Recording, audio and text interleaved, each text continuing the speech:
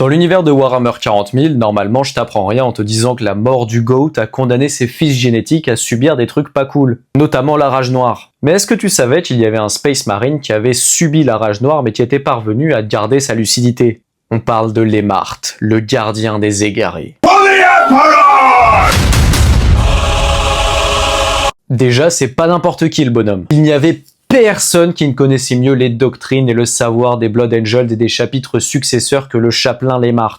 Mais malheureusement, sa sagesse ne lui a pas permis d'échapper à la rage noire auquel il succomba après la libération d'Adriat 11. Et il était le seul survivant de la Compagnie de la Mort. Il a donc été escorté dans un apothicaриum de fortune où il attendait la visite d'Astorath l'Inflexible.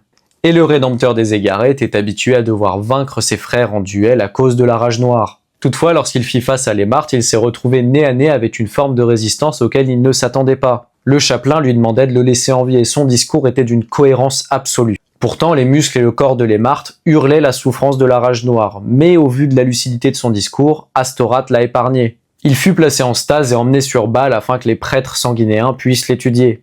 Et la vérité était indéniable, le chapelain subissait la rage noire, mais il parvenait à conserver sa lucidité. Et Astorath a refusé de l'exécuter car il croyait en lui. Ainsi, il devient le gardien des égarés et le porteur de l'antique Crozius de sang. Et l'avenir donnera raison à Astorath, puisque le chapelain se montrera digne de sa confiance plus d'un millier de fois. Le gardien des égarés est ainsi conservé en stase et réveillé de façon occasionnelle lorsque l'heure est venue pour lui de diriger la Compagnie de la Mort. Et la Compagnie de la Mort est jamais aussi puissante que lorsque le chapelain en est à la tête. Je te remercie, n'hésite pas à t'abonner, on parle de Warhammer tous les jours.